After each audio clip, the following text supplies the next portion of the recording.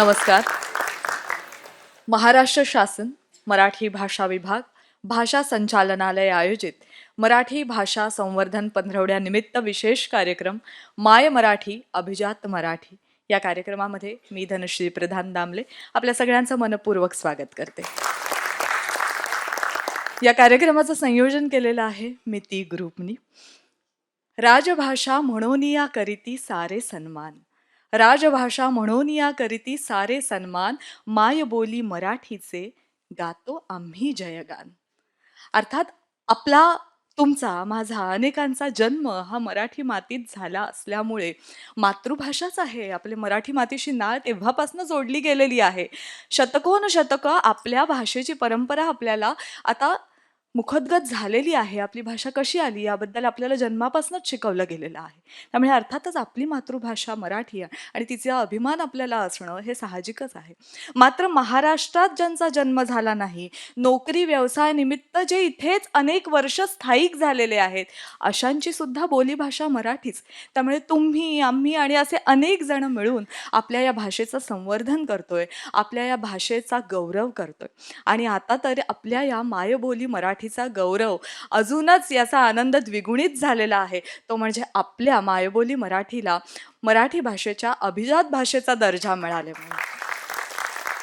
अशा या श्रीमंत, खानदानी, शब्दालंकारांनी सजलेल्या नटलेल्या मराठी भाषेचा अभिमान आपल्या सगळ्यांनी 365 दिवस आपण करतच असतो. मात्र एक खास पंधरवडा त्यासाठी आयोजित करून मराठी भाषेला वाहून दिलेले अनेक कार्यक्रम आयोजन करून या कार्यक्रमानिमित्त भाषेमध्ये किती वेगवेगळे संस्कार झालेले आहेत, भाषेमधनं कसा विचारांचा प्रवाह वाहतो आहे, या निमित्ताने काही कार्यक्रमसुद्धा आखले गेले. त्यातलाच हा विशेष कार्यक्रम म्हणजे माय मराठी अभिजात मराठी. या कार्यक्रमाचं प्रास्ताविक देण्याची विनंती मी श्रीमती विजया डोनेकर, भाषा संचालक, महाराष्ट्र राज्य यांना करते. नमस्कार. सर्व मराठी रसिकांचं मी या ठिकाणी भाषा संचालनालयाच्या वतीने स्वागत करते आहे. मराठीच्या ह्या कार्यक्रमाला आपण आवर्जून उपस्थित राहिलात त्याबद्दल प्रथमच आपले आभार व्यक्त करते. मराठीची ओढ आणि प्रेम हे अजूनही जिवंत आहे आणि हा प्रेमाचा झरा अव्याहतपणे सुरू राहताना पाहून मला व्यक्तिशः खूप आनंद होत आहे. आता या कार्यक्रमाबद्दल सांगायचं म्हणजे शासन निर्णयानुसार काही कार्यक्रम आपल्याला हे करणं भाग असतं. अर्थात म्हणून मराठीचं प्रेम हे कुठे कमी किंवा जास्त असं नसतंच. मराठीचं प्रेम हे आपली मायभाषा, आपली मायबोली म्हणून अगदी आपल्या अंतापर्यंत हे राहतंच. अभिजात भाषा मराठीचा दर्जा प्राप्त झाल्यामुळे ह्या मराठीच्या आपल्या भाषेमध्ये आणखीन एक आपल्या सर्वांसाठी मानाचा तुरा खोवला गेला आहे. त्याबद्दल आपल्या सर्वांचं मी प्रथम अभिनंदन करते.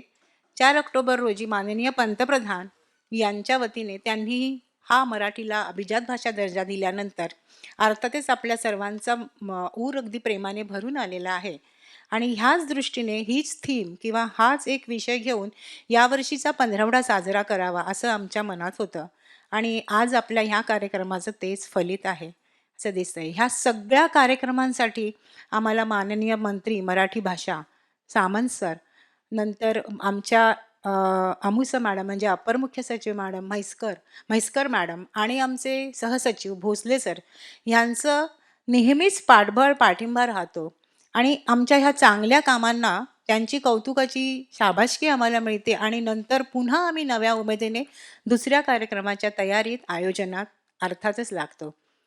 आमची शासकीय कामकाजाची जी पद्धती आहे ती अगदी 10 ते 5 किंवा आता 6:15 वाढलेली वेळ आहे म्हणून ह्यामध्ये बंदिस्त करून मराठीचं प्रेम आम्हाला बसवता येत नाही. पण तरीही भाषा संचालनालयाची म्हणून काही कामं आहेत त्याची मी तुम्हाला थोडक्यात माहिती करून देते, ओळख करून देते. मला वाटतं इथे प्रत्येक उपस्थितांना मराठी भाषा विभागाच्या अंतर्गत असलेलं भाषा संचालनालय हे कार्यालय माहीत असावं. कारण महाराष्ट्र राज्याची स्थापना ज्या वर्षी झाली त्याच वर्षी जुलै 1960 भाषा संचालनालयाची सुद्धा स्थापना झालेली आहे आणि त्या वर्षीपासून ते आजतागत आणि अर्थात यापुढेही आमचं कार्यालय शासनाची सेवा म्हणून आणि मराठीच्या प्रेमापोटी कामही निरंतर करीतच राहणार आहेत. याला खंड पडणार नाही, पडणं अशक्य आहे. म्हणजे मराठी संपली, गेली असं म्हणणाऱ्यांसाठी आमचं कार्यालय म्हणजे उत्कृष्ट नमुना आहे. कारण आमच्याकडे इतक्या प्रकारची वैविध्यपूर्ण कामं केली जातात. आम्ही सगळा मूलभूत जो मराठीचा गाभा आहे त्याचा अनुवाद करतो आणि हा अनुवाद निर्मितीचा ठेवा हा जतनही करण्यात येतो.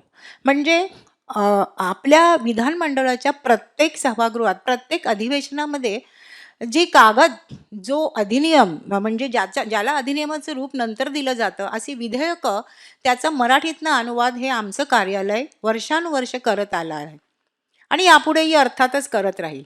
एकदा विधेयक संमत झाल्यानंतर त्याचं अधिनियमात रूपांतर झाल्यावर अधिनियम संग्रह सुद्धा आम्हीच करतो आणि अर्थातच त्याचं आता डिजिटलायझेशन करण्याकडे आमचा भर राहणार आहे. ह्यानंतरचं काम म्हणजे परिभाषा निर्मितीचा. अर्थात ह्या कामाला डावलून चालतच नाही. कारण नवीन राष्ट्रीय धोरणानुसार आपल्या प्रत्येकाचं जे शैक्षणिक शिक्षण जी आहे, शिक्षणाची जी भाषा आहे ती आता मराठी झालेली आहे आणि त्यासाठी मराठीतून कोणत्या विषयातली पुस्तकं उपलब्ध होऊ नयेत असं नाही. म्हणून त्याच्यासाठी आम्ही ही परिभाषा निर्मिती, आमच्या ह्या परिभाषा कोशांचा जरूर म्हणजे अवश्य आपल्याला फायदा होईल. यासाठीचे म्हणजे बालभारती किंवा जी पुस्तक निर्मिती मंडळं आहेत त्यांना आमच्या पुस्तकांचा, आमच्या परिभाषाचा, आमच्या परिभाषा कोशांचा हा नक्कीच लाभ होतो. आमच्याकडे सायन्स म्हणजे विज्ञान आणि बाकीची सामाजिक शास्त्र आणि प्रशासन ह्या तिन्ही विषयातले परिभाषा निर्मिती करण्यात येते आणि त्याच्यात सातत्याने नवीन नवीन भरही घालण्यात येते. हे कामही तितकंच महत्त्वाचं होतं. ह्याही पलीकडे जाऊन आणखीन एक मराठीचं काम म्हणजे डॉक्टर बाबासाहेब आंबेडकर, परमपूज्य आंबेडकर सर यांनी जी राज्यघटना केलेली आहे तर त्याचा मराठी अनुवाद हा माझ्याच कार्यालयाने केलेला आहे आणि हे सांगताना मला सार्थ अभिमान वाटतो. जितकं महान काम त्यांनी केलं तितकंच महान काम माझ्या कार्यालयाने केलेलं आहे आणि हेही अद्ययावत स्वरूपात आम्ही सतत प्रसिद्ध करत असतो. आता आमची 8वी द्विभाषी आवृत्ती म्हणजे डिग्लॉट, ही डिग्लॉट प्रत त्याचं काम आपल्या प्रेसमध्ये म्हणजे शासकीय मुद्रणालयात सध्या प्रिंटिंगच्या स्टेजमध्ये आहे.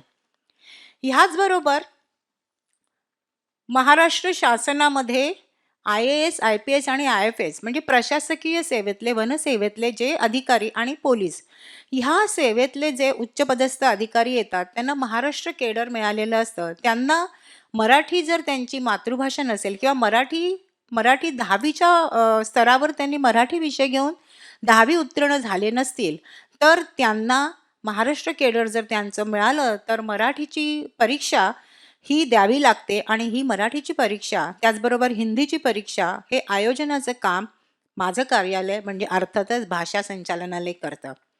आणि अशा सगळ्या उच्चपदस्थ अधिकाऱ्यांना ह्या परीक्षा देण्यातून कोणत्याही प्रकारची सूट किंवा सवलत नसते. त्यानंतर प्रत्येक कार्यालय आता महाराष्ट्र शासनामध्ये 100% मराठीचा वापर हा करण्यात येतो, पण तो केला जातो किंवा नाही हे पाहण्याची जबाबदारी, तपासण्याची जबाबदारी सुद्धा भाषा संचालनालयावर आहे. आणि महाराष्ट्र शासनातल्या कोणत्याही विभागात जाऊन आम्ही अशा प्रकारची तपासणी घेतो. तिकडचे नामफलक, त्यांच्या स्वाक्षऱ्या, त्यांची टिपणं, छोटे शेरे हे मराठीतून लिहितात किंवा नाही आणि लिहित नसतील तर त्याबाबत त्यांना मार्गदर्शन कसं करावं किंवा त्यांना गाईड करावं छोट्या छोट्या गोष्टींमध्ये, ह्यासाठी आम्ही सदैव तत्पर असतो आणि अशा प्रकारच्या राज्यभरात आम्ही तपासण्या ह्या घेत असतो. ह्याचबरोबर मगाशी तुम्हाला म्हटलं तसं पुस्तक रूपाने आम्ही जशी परिभाषा निर्मिती ही संग्रहित केलेली आहे त्याचबरोबर आता डिजिटलायझेशनचा जमाना आहे आणि ॲप म्हणजे आत्ता आपण जो भ्रमणध्वनी दूर ठेवलेला आहे तर त्या आपल्या मोबाईल ॲप म्हणजे भ्रमणध्वनी उपयोजक भाषा संचालनालयाने एक तयार केलेला आहे आणि त्यामध्ये सध्या 4 पुस्तकं आम्ही टाकलेली आहेत. याच्या पलीकडे जाऊन 2 पुस्तकांचं सध्या काम सुरू आहे. आपल्या गुगल प्ले स्टोअरवर तुम्हाला हे ॲप सहजी उपलब्ध होईल. तुम्ही एकदा जर ते डाउनलोड करून घेतलं तर तुम्ही ऑफलाईन असाल तरीही तुम्हाला ह्या ॲपचा उपयोग करून तुम्हाला आवश्यक अशा इंग्रजी शब्दाचा पर्यायी प्रतिशब्द सहज उपलब्ध होऊ शकेल. आत्ताच्या सध्याच्या तंत्रस्नेही जगामध्ये अशा प्रकारची ॲप आम्ही आणखीन पुढे डेव्हलप करणार आहोत, विकसित करणार आहोत आणि हा माझ्या कामाचा पुढचा टप्पा आहे, हे माझं ध्येय आहे. आणि अशाच प्रकारे माझी मराठी भाषा ही प्रत्येक जनमानसापर्यंत कशी जाईल ह्याचा मी सदैव विचार करत असते आणि त्यावर माझे सगळे कार्यालयीन सहकारी अधिकारी ह्याच ध्येयाने पछाडून हे सतत काम करत असतात. आज उत्तराताईंच्या सहकार्याने आणि मिती क्रिएशन्सने इतका सुंदर कार्यक्रम आपल्याला आयोजित करून दिलेला आहे. मी ह्या मंचावरून त्यांचेही आभार मानते आणि हा कार्यक्रम आपण नक्कीच यशस्वी कराल, म्हणजे यशस्वी करण्यासाठी इथे उपस्थित आला आहात त्यासाठी पुनश्च एकदा आपले आभार. आणि मान्यवरांचा सन्मान आपण कार्यक्रमाच्या सुरुवातीला करणार आहोत. आणि सर्वप्रथम मी व्यासपीठावर आमंत्रित करते डॉक्टर अपर्णा बेडेकर यांना. यानंतर व्यासपीठावर आमंत्रित करते सुप्रसिद्ध संगीतकार आणि ज्यांचा मराठी भाषेवर प्रभुत्व आहे, पण नुसतंच प्रभुत्व नाही तर त्यामध्ये त्यांनी भरघोस असं कार्य केलेलं आहे, योगदान दिलेलं आहे, असे श्री कौशल इनामदार. आणि त्यांचा स्वागतपर सन्मान करण्याची विनंती मी करते श्री अरुण गीते, भाषा उपसंचालक, भाषा संचालनालय यांना. अरुणजींना विनंती, आपण स्थानापन्न होऊ शकता. पुढचा सन्मान करण्यासाठी मी व्यासपीठावर आमंत्रित करते, त्यांच्या हस्ते आपण हा सन्मान करणार आहोत, ते श्री संतोष गोसावी, सहाय्यक भाषा संचालक, भाषा संचालनालय. आणि हा सन्मान स्वीकारण्यासाठी व्यासपीठावर आमंत्रित करते सुप्रसिद्ध साहित्यिक आणि ज्यांनी मराठी भाषेमध्ये, मराठी साहित्यामध्ये आजपर्यंत अमूल्य असं योगदान दिलेलं आहे, ते सगळ्यांचेच आवडते आणि प्रख्यात असलेले दवणे सर म्हणून श्री प्रवीण दवणे यांना. मिती ग्रुपच्या संचालिका उत्तराताई मोने यांनाही व्यासपीठावर आमंत्रित करते. पुढचा सन्मान स्वीकारण्यासाठी ज्या कलाकारांनी इकडे, म्हणजे कलाकार इथे येऊन आता काही गाण्यांचं सादरीकरण सुद्धा करणार आहेत आणि अर्थात ती गाणी सुद्धा निवडली गेलेली आहेत अशीच की ज्यामध्ये आपल्या भाषेचा अभिमान आहे, प्रवाह वाहता ठेवण्यासाठी म्हणून ज्या ज्या रचना केल्या गेल्या, जी मराठी भाषा समृद्ध आपल्याला त्या गीतांमधनं जाणवायला लागली, अशा अनेक गीतांची निवड आपण या कार्यक्रमातनं केलेली आहे किंवा या व्यासपीठावरनं आपण अशा गीतांचं सादरीकरण करणार आहोत. आणि असे 2 गायक कलाकार सर्वप्रथम हा सन्मान स्वीकारण्यासाठी व्यासपीठावर आमंत्रित करीन श्री शार्दूल कवठेकर यांना. आणि हा सन्मान करण्याची विनंती मी श्रीमती अस्मिता शिरगावकर, सहाय्यक भाषा संचालक, भाषा संचालनालय यांना करते. आणि त्याचबरोबर प्रसिद्ध गायिका संजना अरुण हिलाही मी व्यासपीठावर आमंत्रित करते आणि विजयाताईंना विनंती की आपण संजनाचा सन्मान करावा. यानंतर इतकं सुंदर निवेदन करणाऱ्या धनश्रीला कसं विसरून चालेल, त्यामुळे धनश्री प्रधानचा सत्कार करण्यासाठी मी आमंत्रित करते आहे श्रीयुत योगेश शेटे, सहाय्यक भाषा संचालक, भाषा संचालनालय यांना. आपल्या मराठी मातीमध्ये संत पंत तंतांचा मेळावा भरलेला आहे. म्हणजे एकूणच भारतभूमीकडे आपण पाहिलं तर आपल्या भारतभूमीमध्ये वाङ्मयाची एक दीर्घ परंपरा लाभलेली आपल्याला दिसून येते. मग वेद असतील, उपनिषद असतील, पुराणं असतील, अशा सगळ्या ग्रंथांमधनं आपल्याला आपल्या वैयक्तिक प्रगतीसाठी, समाजाच्या प्रगतीसाठी म्हणून काय काय उद्दिष्ट नेमून दिलेली आहेत, कशा पद्धतीने मार्गदर्शन केलेलं आहे, याचा उल्लेख अशा ग्रंथांमध्ये आहेच.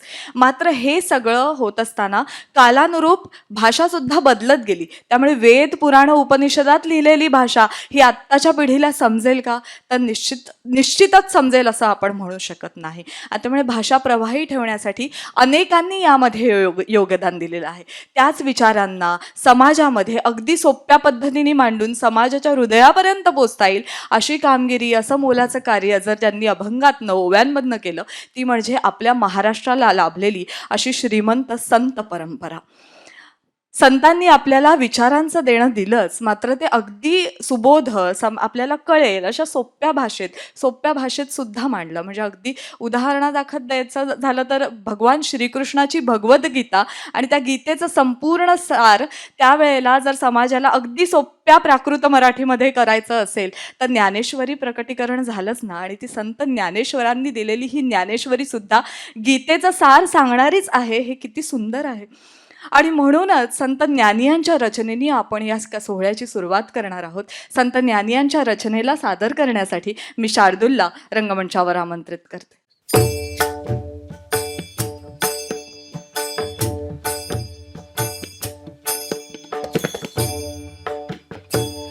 देवाची ये द्वारी उभा क्षणभरी, देवाची ये द्वारी उभा क्षणभरी, तेणे मुक्तिचारी साधियेला, तेणे मुक्तिचारी साधियेला, साधियेला,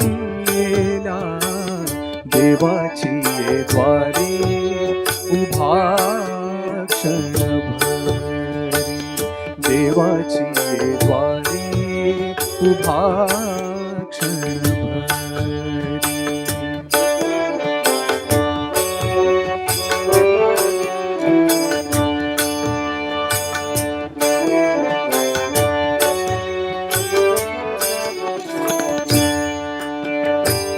हरी मुखे म्हणा, हरी मुखे म्हणा, हरी मुखे म्हणा, हरी मुखे म्हणा, पुण्याची गणना कोण करी, पुण्याची गणना कोण करी, कोण करी रे, देवाची ये द्वारी उभा क्षणभरी, देवाची ये द्वारी उभा क्षणभरी.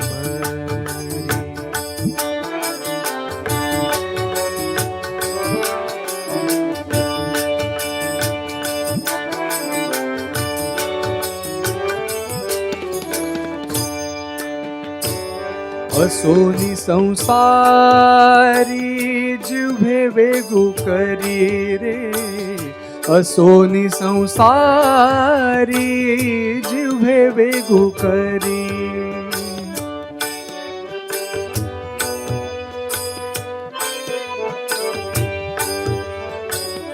असोनी संसारी जिव्हे वेगू करी, वेदशास्त्र उभारी बाह्य सदा, वेदशास्त्र उभारी बाह्य सदा, बाह्य सदा, देवाची ये द्वारी उभा क्षणभरी, देवाची ये द्वारी उभा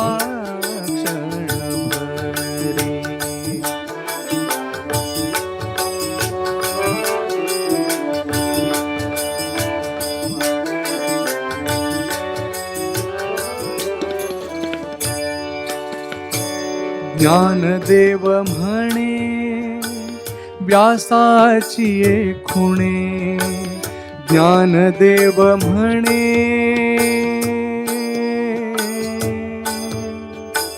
आ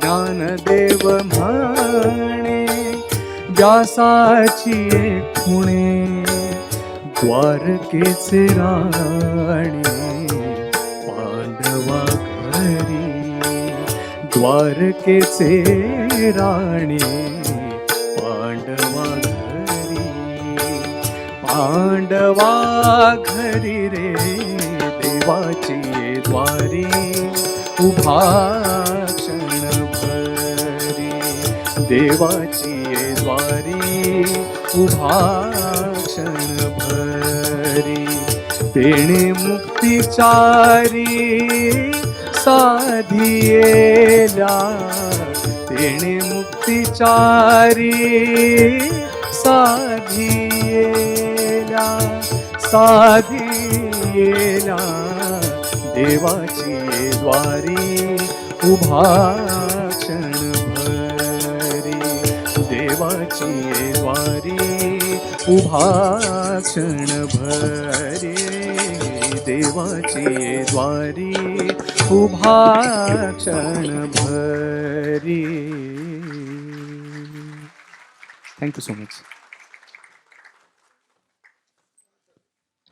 शार्दूल, म्हणजे वातावरणाला समर्पक असं, साजेसं असं आणि एकूणच प्रसन्न करणारं वातावरण हे शार्दूलच्या स्वरांमधनं आत्ता जाणवलं.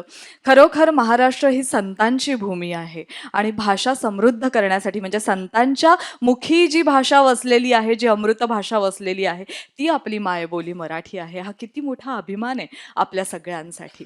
आणि अशी भाषा समृद्ध करण्यामध्ये संतांचं खूप मोलाचं योगदान आहे. म्हणजे संत बहिणाबाईंच्या एका अभंगामध्ये त्या काय म्हणतात, संत कृपा झाली इमारत फळा आली, संत कृपा झाली इमारत फळा आली, ज्ञानदेवे रचिला पाया, उभारिले देवालया, उभारिले देवालया, नामातयाचा किंकर, तेणे केला हा विस्तार, जनार्दन एकनाथ, खांब दिला भागवत. आणि पुढे त्या म्हणतात, तुका झालासे कळस. आणि जी ध्वजा आहे त्या बहिणाबाई आहेत असं सुद्धा म्हटलं गेलेलं आहे. मात्र म्हणजे अशा संतांची एक परंपरा आपल्याकडे आहे आणि ती परंपरा आपल्या सगळ्यांना लाभलेली आहे. खरोखर आपल्या सगळ्यांसाठी खूप मोलाचं आहेच. मात्र या अशा अभंगांमधनं म्हणा किंवा त्यांच्या विचारांच्या देवाणघेवाणीतनं जसं त्यांनी आध्यात्मिक आणि सामाजिक प्रगती केली, तशीच भाषा समृद्ध करण्यामध्ये, भाषा प्रवाही ठेवण्यामध्ये सुद्धा संतांनी मोलाची कामगिरी केली. आणि त्यातला पुढचा म्हणजे कळस ज्यांनी रचलेला आहे, आता पाया तर ज्ञानदेवांनी रचला, मात्र कळस ज्यांनी उभा केला त्या संत तुकारामांचा, म्हणजे एक ओवी तुम्हाला इथे दिसतेच आहे, आम्हा घरी धन शब्दांचीच रत्ने, शब्दांचीच शस्त्रे, यत्न करू. संत तुकारामांच्या रचनेने आपण पुढे कार्यक्रमात जाऊया आणि ही तुकोबांची रचना सादर करण्यासाठी मी संजनाला रंगमंचावर आमंत्रित करते.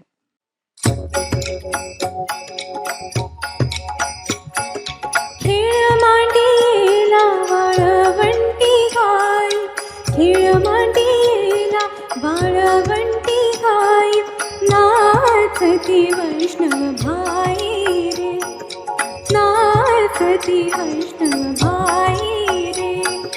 क्रोधाभिमान केला पावटाणी, क्रोधाभिमान केला पावटाणी, एका एका लागतील पायी रे, एका एका लागतील पायी रे.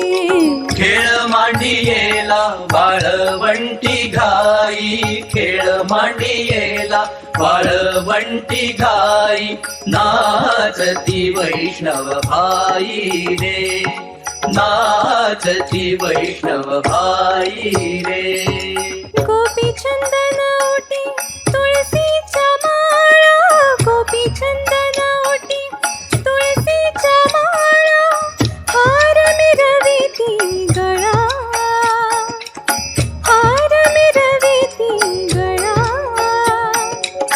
टाळ मृदुंग खाई पुष्पवरुषाव,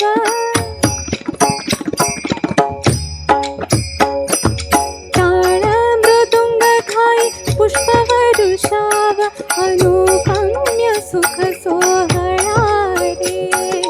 खेळ मांडियेला वाळवंटी घाई, खेळ मांडियेला वाळवंटी घाई, नाचती वैष्णव भाई रे, नाचती वैष्णव भाई रे.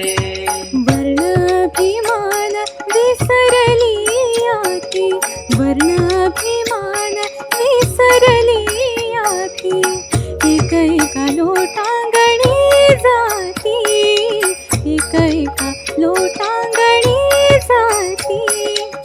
निर्मळ चित्ते झाली नवनीते, निर्मळ चित्ते झाली नवनीते, पाषाण पाझर सुटती रे.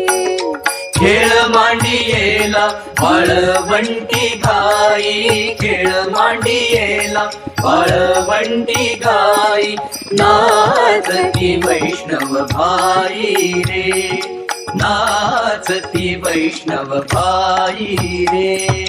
होत तो जय जयकार गरजत अंबर, मातले हे वैष्णव वीर रे.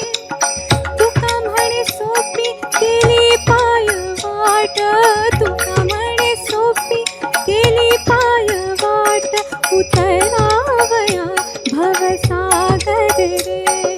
खेळ मांडियेला वाळवंटी गाई, खेळ मांडियेला वाळवंटी गाई, नाचती वैष्णव भाई रे, नाचती वैष्णव भाई रे. धन्यवाद संजना. जसा हा वैष्णवजनांचा उल्लेख झालेला आहे, मला वाटतं की त्यांनी सगळ्यांनी म्हणजे वारकरी संप्रदायाने एकत्र येऊन, जसं काही विठुरायाच्या चरणी हा सगळा संप्रदाय एकत्रित होत राहतो आषाढी एकादशी किंवा एकादशीच्या निमित्ताने एकूणच सगळे दिवस, तसा मराठी भाषेचा गौरव करण्यासाठी हा वैष्णवजनांचा म्हणजे आपण सगळेच जण हे तुकोबांच्या ज्ञानियांच्या रचनेतले वैष्णवजन आहोत, जे सगळेजण मराठी भाषेला पुढे नेण्यासाठी संवर्धन करण्यासाठी एकत्रित जमलेलो आहोत. आणि हा आत्ता म्हणजे इथे मला वाटतं की आत्ता भाषेची पंढरपुरी इथे सामावलेली, इथे बसलेली आपल्याला दिसून येते. आणि यानंतर आता ज्यांचा संत साहित्यावर गाढा अभ्यास आहे आणि ज्यांनी मुख्यत्वे करून संत साहित्यावरच डॉक्टरेट ही पदवी प्राप्त केलेली आहे आणि श्री समर्थ रामदास यांच्यावर त्यांचं डॉक्टरेट करतानाचा विषय त्यांचा तो होता, त्या डॉक्टर अपर्णा बेडेकर यांना मी व्यासपीठावर आमंत्रित करते. त्यांनी आज जो विषय घेतलेला आहे तोही आजचा समर्पक आणि सुरुवात जशी आपण केली संत साहित्य आणि मराठीची अभिजातता, तर हा विषय घेऊन त्या आपल्यासमोर त्यांचं व्याख्यान सादर करणार आहेत. मी डॉक्टर अपर्णाताईंना विनंती करते की आपण व्यासपीठावर यावं. माझा मराठाची बोलू कौतुके, परी अमृता तेही पैजा जिंके, ऐसी अक्षरे रसिके मिळविन. इतक्या समर्पक ओळी माझ्या मागे असताना माझ्या बोलण्याची सुरुवात अन्य कुठल्याही शब्दांनी होणंच शक्य नाही, असंच मी आत्ता आल्याला उत्तराला म्हटलं. फक्त सांगायची एक गोष्ट महत्त्वाची त्यातली अशी की माऊलींच्या ह्या ओव्या एक कवी कल्पना म्हणून आपण त्याच्याकडे पाहतोय का, याचा थोडासा विचार आजच्या ह्या भाषेच्या निमित्ताने आपण करूया. अमृत ही एक कवी कल्पना, त्यात माऊली हे आपल्या भाषेचे सर्वश्रेष्ठ आद्य असे कवी. मग माऊलींनी केलेली ही कवीची कल्पना ही फक्त पांडित्यापुरती होती का? अमृताला कुणी पाहिलंय आणि अमृताची पैजा जिंकणारी माझी मराठी भाषा कशी काय असू शकेल? थोडासा अधिक विचार केवळ ह्या 2 ओळींचा आणि ह्याच्या पुढच्या 2 ओळींचा करून बघूया. मंडळी, आपल्याला माहीत असेल अमृत निर्माण कसं झालं, तर देव आणि दानवांच्या मध्ये जे अमृत मंथन झालं, क्षीरसागराचं जे मंथन झालं, त्यातनं अमृताचा कलश निर्माण झाला आणि त्याच्यात त्या दोघांमध्ये अहमहमिका लागली होती की देवांना मिळालं पाहिजे का राक्षसांना मिळालं पाहिजे. याच्यावरनं त्यांच्यामध्ये फार मोठं युद्ध झालं. देवांना ते मिळालं आणि त्यामुळे असं म्हणता येतं की अमृत हे केवळ मुठभर लोकांकरता राहिलं. सर्वांना ते प्राप्त नव्हतं, राक्षसांना मिळावं असं माझं म्हणणं नाही, पण मुळातच अमृत जे निर्माण झालं ते मुठभर लोकांकरता होतं. मंडळी, मराठी अक्षर वाङ्मयाचं अमृत मात्र मुठभरांकरता नाही, ते सर्वांकरता खुलं झालं. देवात ज्ञानेश्वरीचा जन्म झाला. म्हणून इथेच ज्ञानेश्वरांनी पहिली पैज जिंकली अमृताशी. आता दुसरी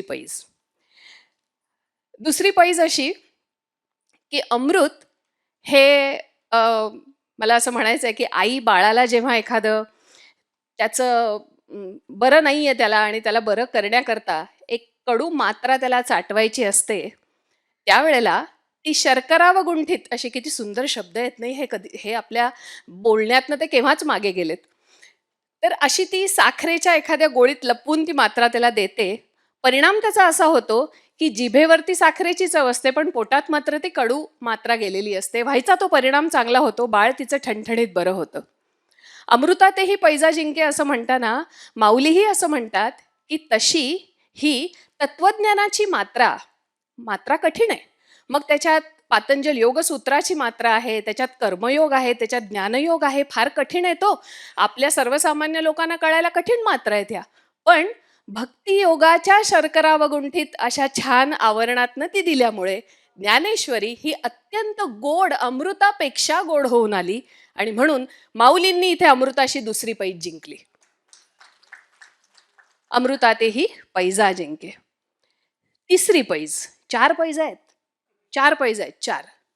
तिसरी पैज अशी की अमृताला कधी ना कधीतरी संपून जाण्याचा धोका आहे.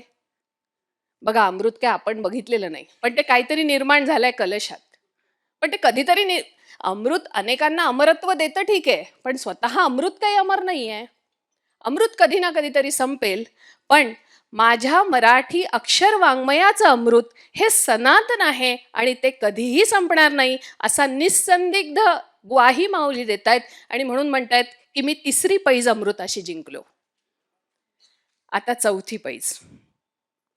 मंडळी, अमृत जेव्हा सागर मंथनातनं निर्माण झालं, अमृत जेव्हा सागर मंथनातनं, क्षीरसागराच्या मंथनातनं निर्माण झालं, त्याची मुळातच त्याच्या मागे कल्पना अशी होती की मरणाचं भय नष्ट व्हावं.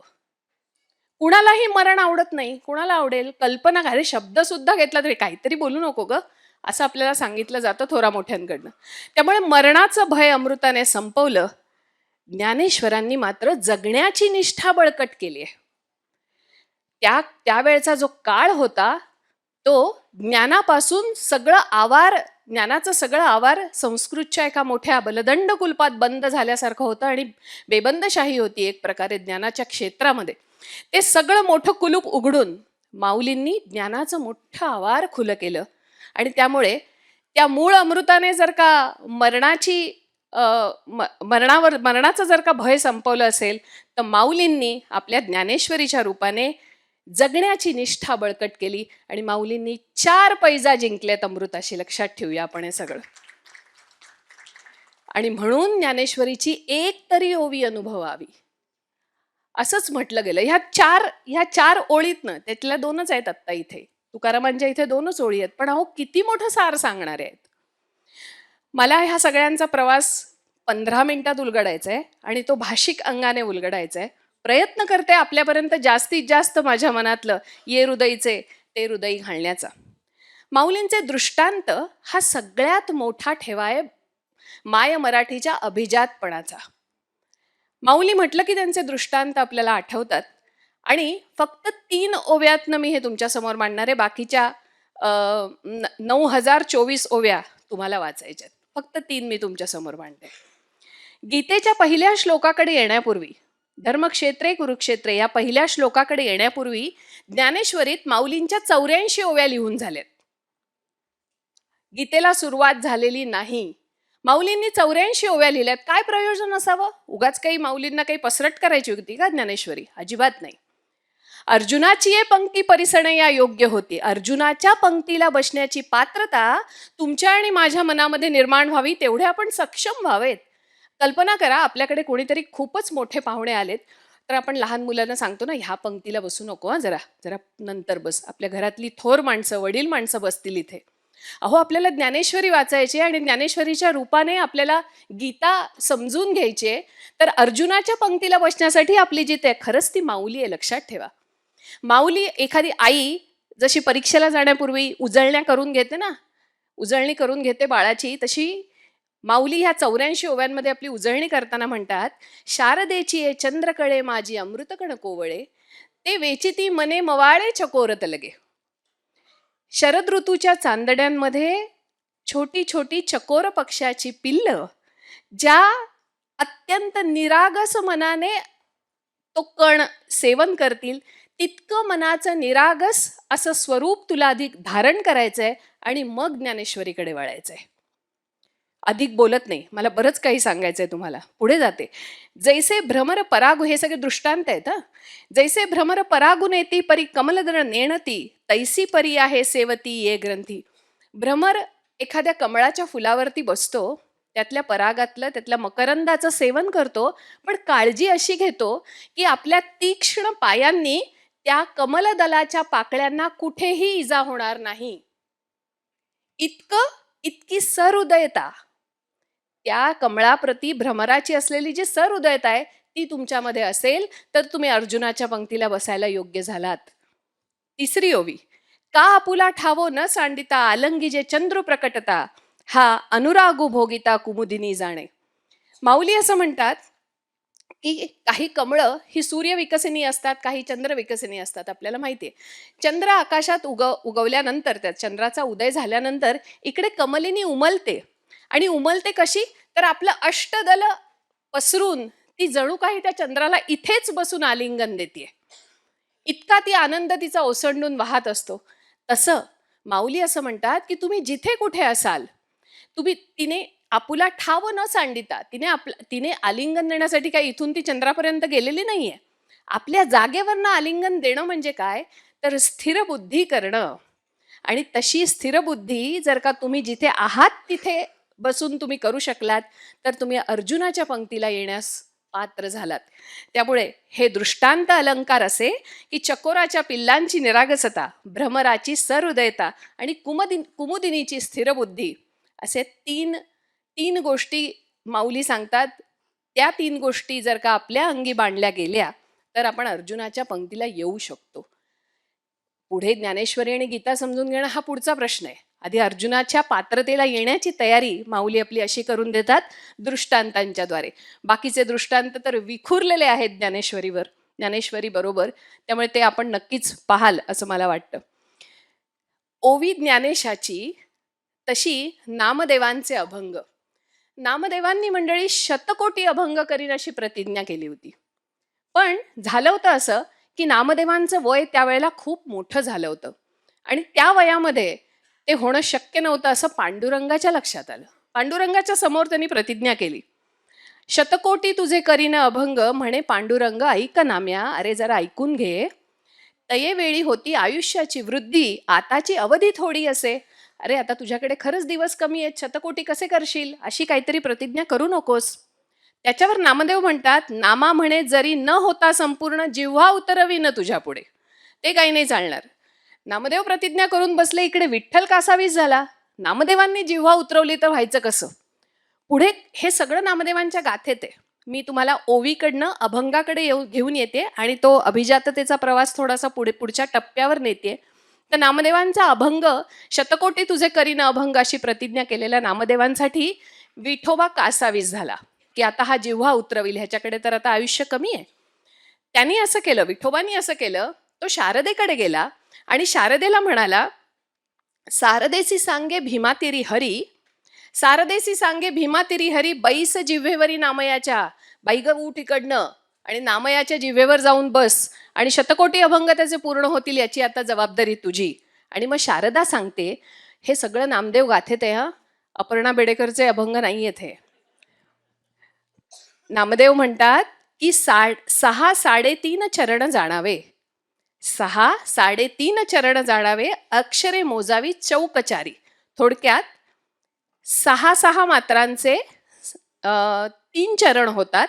साहित्रिक 18, पहिल्यापासून 3ऱ्यापर्यंत 18 गणित मोजा आले. हा, चौकचारी आधी बोलले मातृका, 22वी संख्या शेवटली. त्याच्यानंतर 4 अक्षरांचा चौथा चरण, 3.5 झाल्यानंतरचा चौथा, म्हणजे 18 + 4 22 मातृकांचा असा अभंग घडला. आणि हा अभंगाची रचना कशी करावी हे नामदेवांना प्रत्यक्ष शारदेने सांगितलं. आता मला सांगा, मराठीच्या अभिजाततेचा आणखीन काय पुरावा हवाय. प्रत्यक्ष शारदा येऊन त्यांच्या जिव्हेवर बसून त्यांच्याकडनं लिहून घेते. त्यामुळे अभंग हे मराठीचं अक्षर लेणं आहे. विटेवरी उभा दिनांचा कैवारी, भेटाया उभारी दोन्ही बाया, 6-6-6-4 असा तो छंद निर्माण झाला. रात्री माझी शिवी, दिवसा माझी शिवी, अराणुक जीवी नाही माझ्या. बापरे, म्हणजे हे ऐकल्यावर थोडंसं मी चक्रावले होते की नामदेव असं कसं लिहू शकतात, रात्री माझी शिवी, दिवसा माझी शिवी. पुढे वाचूया, सुई आणि सातुळी, कात्री गजदोरा, मांडीला पसारा सदाशिवी. नामदेव म्हणतात, अहो ते शिंपी आहेत. रात्री माझी शिवी, दिवसा माझी शिवी, दुसरं काम काय आहे शिंपी, नामदेव शिंप्याला. नामा म्हणे शिवी विठोबाचे अंगी. नामा म्हणे सगळे 6-6-6-4 आहेत बरं का.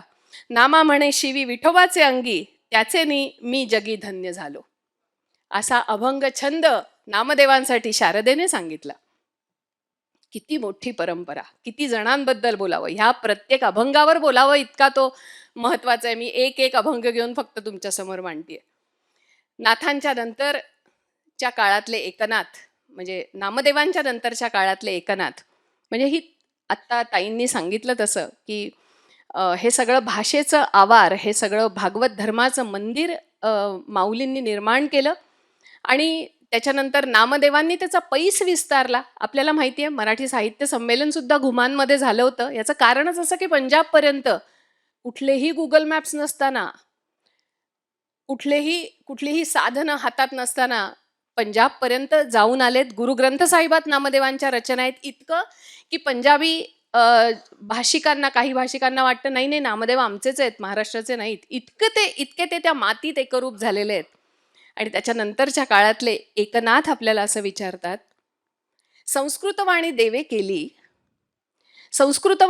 केली मराठी काय चोरापासून आली? संस्कृतवाणी देवे केली मराठी काय चोरापासून आली? कालचाची आज उगवला तो सूर्य काय म्हणावा शिळा? संस्कृत भाषा कालची आहे, ती सनातन आहे, ती पहिली आहे, ती जुनी आहे, ती सगळ्यांची माय आहे, मान्य आहे. पण काल उगवलेला सूर्य तितकाच नूतन, तितकाच नवीन आणि तितकाच प्रखर प्रकाश घेऊन आज उगवतोय. त्यामुळे तिच्या प्रवाहामध्ये निर्माण झालेल्या सगळ्या भाषा, सगळ्या बोली ह्या सुद्धा त्या भाषेचं वैभव वाढवणारेच आहेत. त्या काही शिळ्या नाही म्हणता येणार. तेवी सनकादिकांचे ज्ञान, तेची मराठी भाषे माझी जाण. ताई मगाशी तुम्ही उल्लेख केलात तसं हे तर एकनाथांनी लिहून ठेवलं की सनकादिकांनी सांगितलेलं ज्ञान म्हणजे ज्ञान तेची मराठी माझी जाण. म्हणजे मराठी ही ज्ञान भाषा होण्यासाठी पूर्ण सक्षम भाषा आहे असं एकनाथांचं म्हणणं आहे. ही सुद्धा ज्ञानभाषा संस्कृत आणि लोकभाषा मराठी असं नाही होता येणार. मराठी सुद्धा ज्ञानभाषा होण्यासाठी सक्षम आहे असं एकनाथ स्वतः लिहून ठेवतात. तेथे ठेवू जाता दूषण दोषी आपण होईजे. त्याला जर का दूषण मराठीला जर का द्यायला लागलात तर दोष तुमच्याकडे जातो. मंडळी एक विचार करूया, हिमालयाची उंची मोजण्यासाठी जर का आपण हातातली फुटपट्टी घेऊन गेलो आणि म्हटलं म्हणजे हे मला काही येत नाही बाबा मोजता, तर दोष हिमालयाचा का माझ्या हातातल्या साधनांचा? माझ्या हातातल्या साधनांचा. फुटपट्टी घेऊन हिमालय कधीच मोजता येणार नाही. त्यामुळे मराठीची उंची ही मोजायची असेल तर तुम्हाला तितकं सक्षम तुम्हालाच व्हावं लागेल. तिला दोष देऊन बिलकुल चालणार नाही. तुम्ही काय करता, तुम्ही कुठून सुरुवात करता, तुम्ही त्याच्यात काय भर घालता आणि तुम्ही इतरांकडे ती कशी पोहोचवता हे सगळ्यात महत्त्वाचं. ज्ञानदेवे रचिला पाया तुका झालासे कळस हा अभंग मगाशी ताईंनी सांगितला. आपण नाथांबद्दल बोलतोय. जनार्दन एक नाथ खांब दिला भागवत, ही फार महत्वाची ओळ. सगळ्याच ओळी महत्वाच्या हो, पण नाथांच्या बाबतीत अव्यंग प्रपंच करून त्यांनी दाखवला. जाऊ दे, त्या आध्यात्मिक मार्गात मी शिरत नाही, आपण फक्त भाषिक अंगाकडे बघूया. तर जनार्दन एकनाथ खांब दिला भागवत, खांबाचं महत्व काय आहे? पाया तर निर्माण झाला, तुकारामांच्या रूपाने कळस निर्माण होणारे, पण पायावरती भक्कमपणे उभे राहणारे खांब जे कळसाला तोलू शकतील तरच मंदिर उभं होईल. नुसता पायाही काही करू शकणार नाही आणि कळस तर उभाच राहणार नाही. त्यामुळे सक्षमपणे एकनाथी भागवत, भावार्थ रामायण, अभंग गाथा, भारुड आणि इतर लोकसाहित्य असे 4 बलदंड खांब नाथांनी निर्माण केले या मराठी भाषेत. आणि म्हणून भागवत धर्माचं हे मंदिर सक्षमपणे उभं राहू शकलं. त्यामुळे हा सगळा प्रवास नाथांपर्यंत येतो. जनाबाई, मुक्ताबाई, कान्होपात्रा, बहिणाबाई, सोयराबाई, वेणास्वामी. मी उत्तराला म्हटलं अगं किती, मला फक्त 15 मिनिटं दिलीस, फक्त मला नावं घेता येतील 15 मिनिटात, तरीही 15 मिनिटं पुरणार नाहीत. असो, ह्या सगळ्या जणी ह्या मंदिरामध्ये जर का माऊलींचं काम हे पाया रचण्याचं आहे, नामदेवांचं काम हे त्या पायाचा विस्तार सुदूर प्रांतापर्यंत नेण्याचं आहे, किंवा तुकारामांनी कळस होणं आहे, या सगळ्या सुंदर मंदिरामध्ये एखाद्या शांत परंतु तेजस्वी दीपज्योतीप्रमाणे ज्या तेजाळल्या त्या ह्या आमच्या जनाबाई, मुक्ताबाई, कान्होपात्रा, बहिणाबाई, वेणास्वामी, सोयराबाई. किती नावं घ्यावीत. हे बघा मंडळी, एखाद्या मोठ्या दिव्याचा प्रकाश देण्याचं सामर्थ्य त्यांच्या अंगात नसेल, पण प्रस्थापित व्यवस्थेविरुद्ध जाऊन आणि स्वतःशी कुठलीही आत्मवंचना न करता आपल्याला दिलेल्या सामर्थ्यानिशी लढण्याचं जे काही व्रत या सगळ्यांनी घेतलं होतं ते अलौकिक आहे. कान्होपात्रेबद्दल एकच अभंग घेऊन, या सगळ्यांची अभंगगाथा खूप प्रसिद्ध आहेत, म्हणजे जन्म पुरणार नाहीत हे सगळं अभ्यास करताना असंच मला वाटतं. कान्होपात्रेचा फक्त एक अभंग, फक्त त्या इतक्या मोठ्या समुद्रातली एक ओंजळ आपल्या पुढे सादर करते. अगा वैकुंठीच्या राया आपण सर्वांनी ऐकलेलं आहे. अगा वैकुंठीच्या राया अगा विठ्ठल सखया. ह्या अभंगाची पार्श्वभूमी अशी आहे की स्वतः आधी एक तर कान्होपात्रा ही एका गणिकेची मुलगी होती, आपल्या आजच्या भाषेत वेश्येची मुलगी होती. पण प्रस्थापित व्यवस्थेला पूर्ण नकार द्यायचा होता. मी ह्या व्यवसायात येणार नाही असं तिने आईला सांगितलं होतं. आणि विठ्ठलाच्या वारीत म्हणजे मंगळवेढा आहे तिचं गाव, आणि तिथून ती वारीला गेली. पुढे पंढरपूरच्या देवळात ती सेवा करू लागली. पण झालं असं, कान्होपात्रा हे झाकलं माणिक होतं. झाकलं माणिक अशा करता म्हणते मी की अत्यंत सुंदर होती दिसायला. फार मोठा केशसंभार, गळ्यात गंधार असं तिचं वर्णन केलेलं आहे. फार सुंदर गायची, आणि त्यामुळे बिदरच्या बादशहापर्यंत तिची कीर्ती पोहोचलीच होती. आणि बादशहाचे सैनिक आले, तिच्या केसाला धरून आता आता काही सुटका नाही आपली. हरिणीचे पाडस व्याघ्रे धरी येले. सर मगाशी किती अभंग सांगत होते. हरिणीचे पाडस व्याघ्रे धरी येले, मज लागी जाहले तैसे देवा. अनेक अभंग तिचे ह्या क्षणाचे आहेत. आणि या वेळेला ती असं म्हणते, अगा वैकुंठीच्या राया अगा विठ्ठल सखया, अगा नारायणा अगा वसुदेव नंदना, अगा पुंडलीक वरदा विष्णू तू गोविंदा, रखुमाईच्या कांता कान्होपात्रा राखी आता. अभंग सांगितल्यानंतर आता मी त्यातलं वैशिष्ट्य सांगते. विठ्ठलाला हाक मारलेली सगळी आकारांत नावं आहेत ही. किती वैशिष्ट्य आहेत भाषेची. सगळ्या आकारा, कारण त्याच्यात आकांत आहे तिच्या मनातला आक्रोश आहे, आणि तरीही आत्मविश्वास आहे की माझ्या हाकेला तो येईलच. त्यामुळे ह्या आकांताच्या, ह्या आक्रोशाच्या आणि आत्मविश्वासाच्या बळावरती सगळ्या आकारांत नावाने हाक मारते.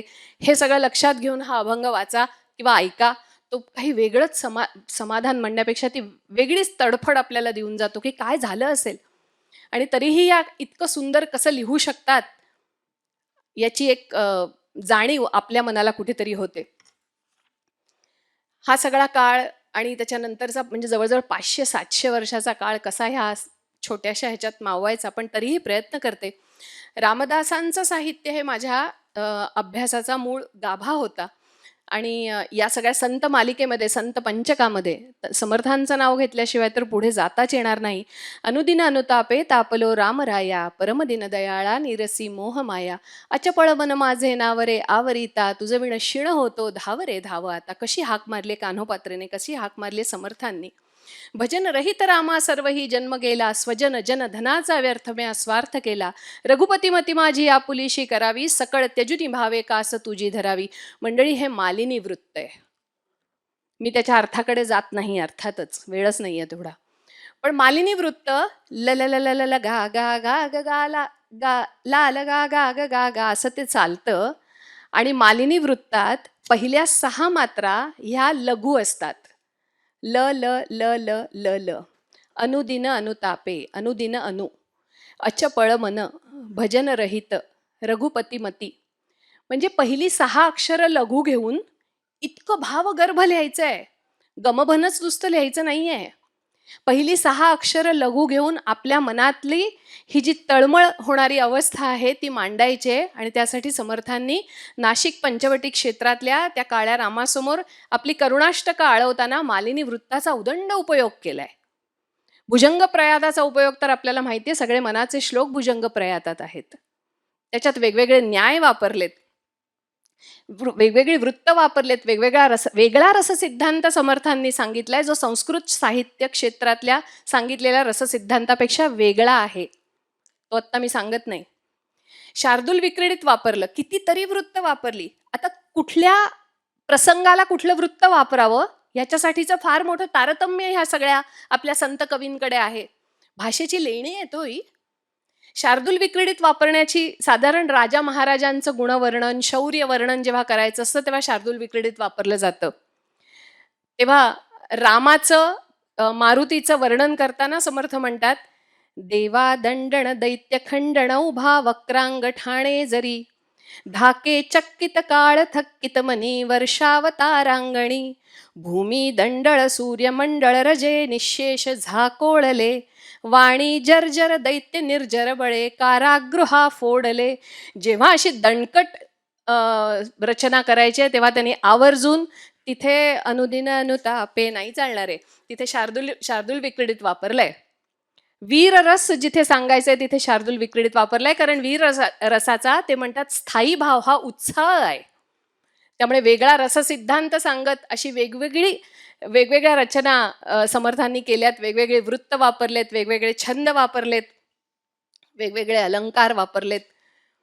त्यामुळे मराठी भाषेला मराठी भाषेच्या कोंदणामध्ये ही सगळी रत्न जडित अशी पदं मी तुम्हाला अगदी त्याची झलकच मी तुम्हाला नीट काही सांगूच शकले नाहीये खरं सांगायचं तर. जर का ह्याच्या मुळापर्यंत जाता आलं तर लक्षात घ्या की केवढं मोठं रत्नभांडार आपल्यासाठी वाट बघतंय.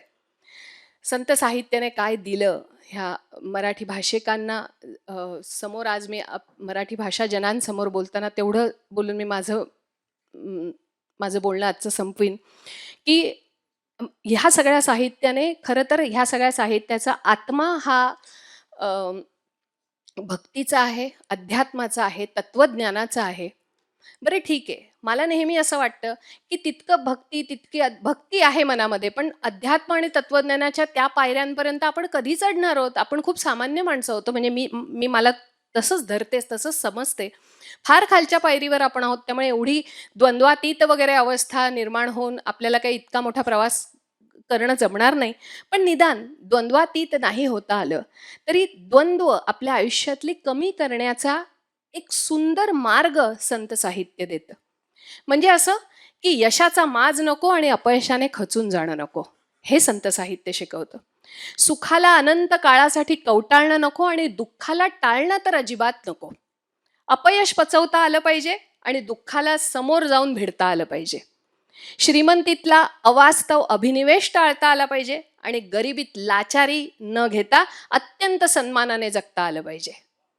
हा सगळा वस्तुपाठ आपल्याला आपलं साहित्य शिकवतं. आणि अर्थातच ही निर्द्वंद्व अवस्था, ही सगळी सौंदर्य स्थळं जेव्हा आपल्या समोर येतात तेव्हा आपण विचार करतो की आपलं जीवन किती मोठं करण्यासाठी या संतांनी किती मोठं योगदान देऊन ठेवलंय.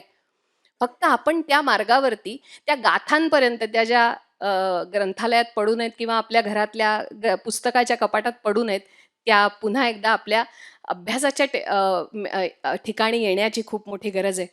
त्यामुळे अशी शारदांबेच्या चरणी विनंती करते की ह्या सगळ्या गाथा, हे सगळं संत साहित्य ही मराठीची अभिजात अशी लेणी आहेत. अक्षरशः आपल्यासमोर 5-एक अभंगांच्या आणि ओव्यांच्या रूपाने मी आपल्यासमोर मांडू शकले. त्यामुळे हे जे सगळं रत्नखचित असं भांडार आहे. मला एक जाता जाता सांगू द्या की विंडो शॉपिंग ह्याला पर्यायी शब्द मराठीत आहे का? किंवा तो होऊ नये. आपण विंडो शॉपिंग करतो, गाथा उघडतो आणि चल काय, म्हणजे आपल्याला साड्या घ्यायच्या नसतात पण आपण असं वरती बघत, अच्छा आम्हा घरी धन शब्दांची जरत नाही का, बरं चल जाऊया पुढे. तसं न करता, आपण विंडो शॉपिंग न करता ह्या गाथांच्या अंतरंगात उतरावं. आपण ह्या संत साहित्याचा अशा प्रकारे आस्वाद घ्यावा आणि आपलंही जीवन समृद्ध व्हावं अशी शारदांबेच्या चरणी विनंती करते आणि माझ्या वाणीला विराम देते. नमस्कार. अमृताचं अमूर्त रूप जर पाहायचं असेल तर ती असते भाषा, आणि मग त्यामध्ये पैज जिंकलेली अशी आपली मराठी भाषा, असंही आपण म्हणू शकतो. खरं तर म्हणजे आत्ता आपण सगळेजण मुंबईमध्ये, आणि ते सुद्धा अगदी आपल्या व्यस्त कामामधनं वेळ काढून वगैरे आलेलो, असं आपल्या विचारांमध्ये असतं ना की माझ्या व्यस्त कामांमधनं मी वेळ काढून मुद्दामून माझ्या भाषेचा अभिमान जागृत ठेवण्यासाठी इथे आलोय वगैरे वगैरे. पण आत्ता काही काळासाठी आम्ही मुंबईत, आम्ही प्रभादेवीत, आम्ही रवींद्र नाट्य मंदिराच्या बाजूला असलेल्या या करिश्मा थिएटरमध्ये बसलेलो आहोत. असं न वाटता कुठेतरी आम्ही संतांच्या दुनियेत किंवा संतांच्या जगात गेलो, विश्वात गेलो, आणि त्या विश्वात रममाण करण्याचं कार्य तुम्ही केलं अपर्णाताई. त्यासाठी खूप खूप धन्यवाद. संत हे श्रेष्ठ प्रबोधनकार आहेतच, आणि जसं मराठी साहित्य म्हणजे अनेक साहित्यिक, आज मान्यवर साहित्यिक इथे बसलेले आहेत, की साहित्य क्षेत्रामध्ये जसं अनुवादित साहित्य नावाचा एक प्रकार असतो ना, अगदी तसाच पाहायला गेलं तर उपनिषदांमध्ये बघा काय, म्हणजे आता आपल्या जगण्यामध्ये नेहमी सतर्क राहणं गरजेचं आहे हे सांगण्यासाठी उपनिषदांमध्ये काय वर्णन केलं गेलं तर उत्तिष्ठत जाग्रत प्राप्य वरांनी बोधत, म्हणजे जगण्याच्या प्रत्येक अवस्थेमध्ये सतर्क राहा. आता हेच साहित्य किंवा हाच विचार अनुवादित संतांनी कसा केला तर त्यांच्या विचारांनी थोडंसं वेगवेगळे त्यांना पैलू दिले. मात्र तुकोबा काय म्हणतात त्यासाठी, सावध झालो हरीच्या जागरणा आलो. म्हणजे हे अनुवादितच आहे. किंवा समर्थ रामदास स्वामींचा जो उल्लेख करायचा झाला तर त्यांची अतिशय गाजलेली रचना म्हणजे सावधान सावधान. त्यामध्ये सुद्धा त्यांनी जगण्याच्या प्रत्येक अवस्थेमध्ये, जगण्याच्या प्रत्येक दशकामध्ये कसं सावध राहायचं याचं वर्णनच केलेलं आहे. म्हणजे असं अनुवादित साहित्य सुद्धा आपल्या भाषेमध्ये घडत गेलं आणि अशी ही भाषा प्रवाही ठेवण्याचं काम मग पुढे साहित्यिकांनी सुद्धा केलं. त्यांच्या विचारांना, प्रबोधनाला एक सुंदर म्हणजे आधी अभंग, ओवी, अभंग, कविता असं करत गीतांचं किंवा गाण्यांचं रूप ज्यांनी दिलं, अशामध्ये महाराष्ट्राचे भूषण ठरलेले. पण आपण महाराष्ट्र भूषण जरी म्हणत असलो तरी आज जगभरामध्ये ज्यांचं नाव आदराने घेतलं जातं, कारण त्यांनी भाषेमध्ये, मराठी भाषेसाठी जरी अमूल्य योगदान दिलेलं असलं तरी सुद्धा आज त्यांच्या रचना या जगभरात प्रसिद्ध झालेल्या आहेत. असे महाराष्ट्राचे भूषण म्हणजे ग दी माडगुळकर. आणि गदिमांची एक रचना सादर करण्याची विनंती आता शार्दूलला मी पुन्हा एकदा करते.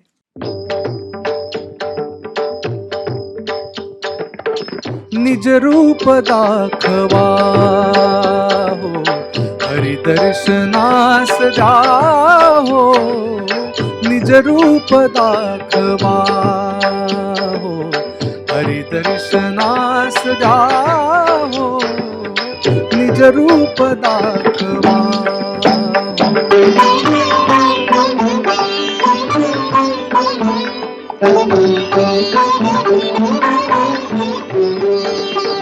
नरसिंह होऊनिया घुमवीत गर्जनासी. शतसूर्य तेज दावा अज्ञात याजनासी. झाला समुद्र क्रोधा ते रामचंद्र भाहो. निज रूप दाखवा हरि दर्शनास द्या हो. निज रूप दाखवा.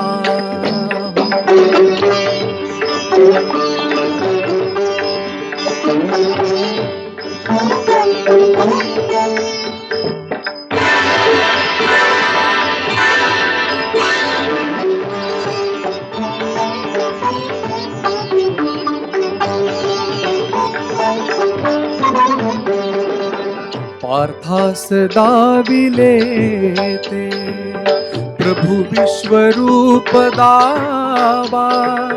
मुरली मनोहराया वाजवीत पावा. एका करांगुलीने गोवर्धना धरा हो. निज रूप दाखवा हो, हरि दर्शनास द्या हो. निज रूप दाखवा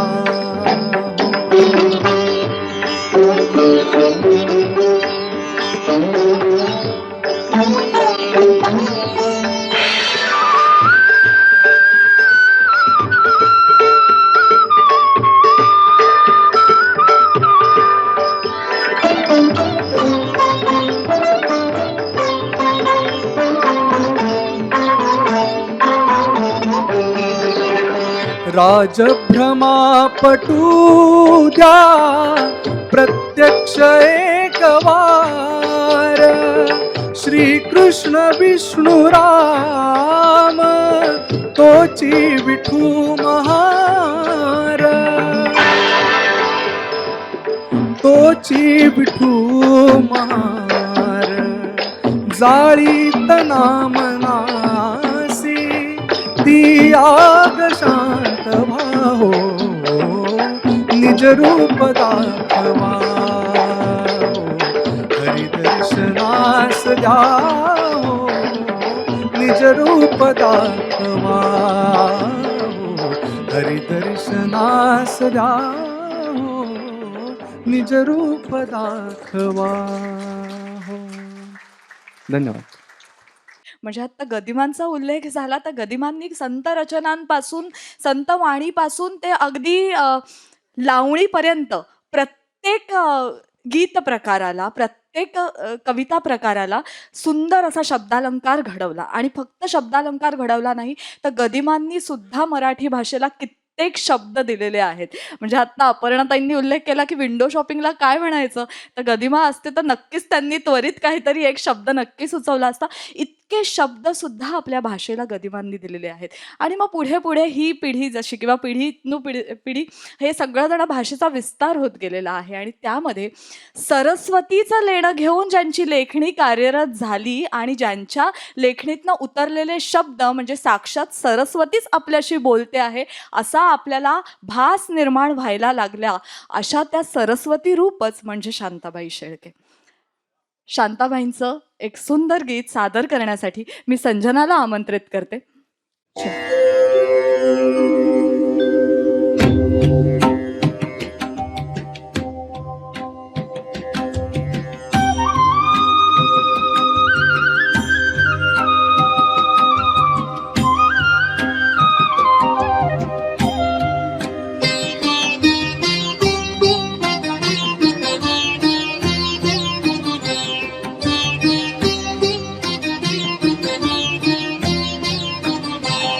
जय शारदे वागीश्वरी, जय शारदे वागीश्वरी, विधि कन्यके विद्याधरी, वागीश्वरी वागीश्वरी, जय शारदे वागीश्वरी, जय शारदे वागीश्वरी.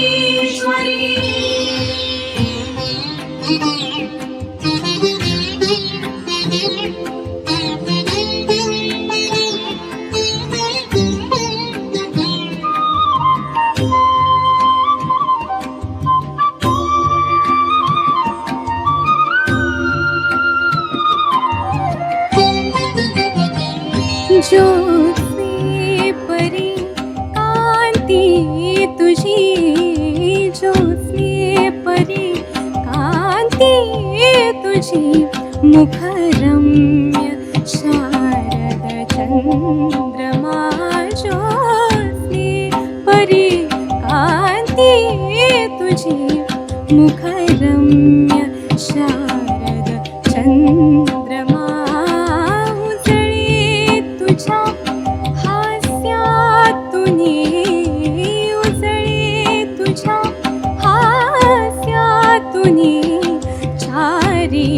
युगांची पौर्णिमा, तुझी कृपेचे चांदणे, तुझी कृपेचे चांदणे, नित वैशुदे अमुच्या शिरी, नित वैशुदे अमुच्या शिरी, वागीश्वरी, जय शारदे वागीश्वरी.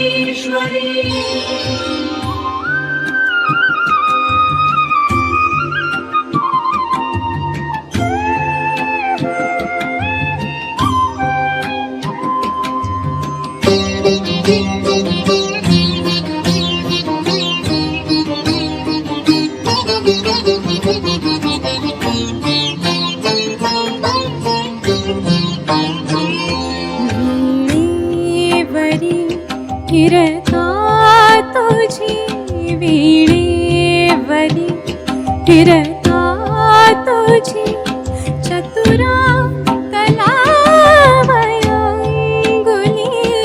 चतुरा कलावयांगुली, संगीत जन्माये नवे, संगीत जन्माये नवे, जडता मतीची भंगली, उन्मेष कल्पतरुवरी, उन्मेष कल्पतरुवरी, बहरून आल्या मंजिरी, बहरून आल्या मंजिरी, जय शारदे वा